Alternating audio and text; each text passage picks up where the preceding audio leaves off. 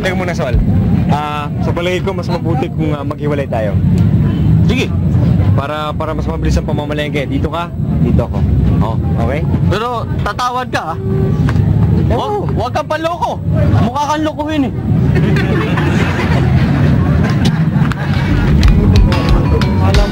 Alam mo siyang taga Maynila.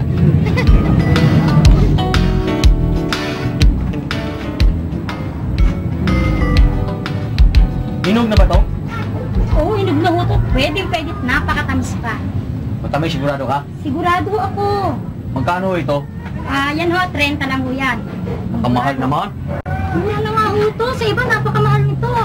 Wala ka bang maliit eh? Kasi marami kami sa bahay kumakain. Palitan nyo nga ng mas malaki. Meron ho. Basta lang ako.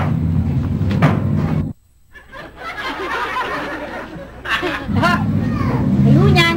Kaya nga lang ho, mas mahal yan na 5 piso. Mas malaki to? Ay, mas malaki ho yan. Kita nyo kanina, liit-liit. 35? Oo. Mahal naman. Mura na nga ho yan. Kahit saan kayo maghanap dito, mura yan. O sige, kunin ko yung dalawa. Yung maliit at saka itong malaki. Ano na ho? Oo. Hindi mo pwede, dapat isa lang ho. Hindi, dalawa nga kukunin ko. Isa maliit at saka itong malaki.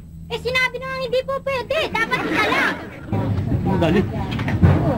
Ayoko nag-amandahay. O ito na lang bibilin ko. Sige. 35 yan. Mahal-mahal nga ng presyo mo. Mura nga. Buti nga, yung mas malaki pa kinuha ko eh. Thank you.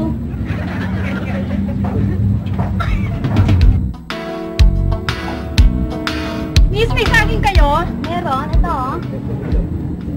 Kasi sabi ng mama ko, kakainin daw namin ngayon eh. Hindi, hinog na yan. Eh, hello pa eh. Hinog na yan. Matigas pa. Hinog na yan, tignan mo. Thank you na lang nga.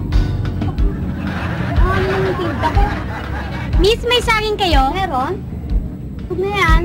Naku naman, napakatigas naman ito, no? Hinog na yan, oh. Hello pa eh. Sige nga, diyan ka na nga. Miss, may saging kayo? Ito, saging. Diyos ko naman, napakatigas naman itong saging na to. Sa makalawa pa diba eh? Naku, Diyos ko. Pabirang mga mabibili to. Ito yung tinta ko.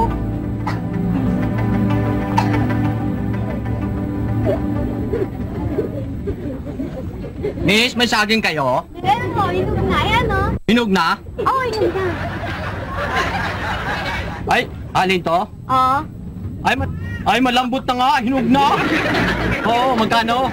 Para ho sa inyo, 2 piso. 2 piso? 2 piso. Mahal-mahal naman, malapit na nga malata to eh. Mura na nga ho yan, para sa mga sa inyo eh. O, ito na. Boss, meron mo ba kayong repolyo? Meron ito. Magkano yung isang ganyan? 30. Oh, 30? Oh. Ang mahal naman ho yata eh. Pwede mo bang kalahati na lang? Hindi pwede, hindi kami nagkakalati ka lang, buo, kunin mo. Eh, boss, kalahati lang ko kasi kailangan ko eh. Hindi nga pwede, kailangan buo eh. Sige na naman boss, maawa kayo, kalahati lang kasi kailangan ko eh. Baka pwede namang pagbigyan niyo ako eh, kalahati lang. O sandali, tatanong ko sa amo ko ah. Sige. Boss! Meron nung si Raulo doon, gusto biling kalahati eh. Kalahati? Di ba sabi ko sa'yo kung nagbibili ng kalahati? Sinabi ko nga sa kanya makulit ho yun eh. Basta sinabi kong hindi pwede, hindi pwede. Boss, sinabi ko na nga sa kanya hindi pwede. Sira ata ulo nun eh.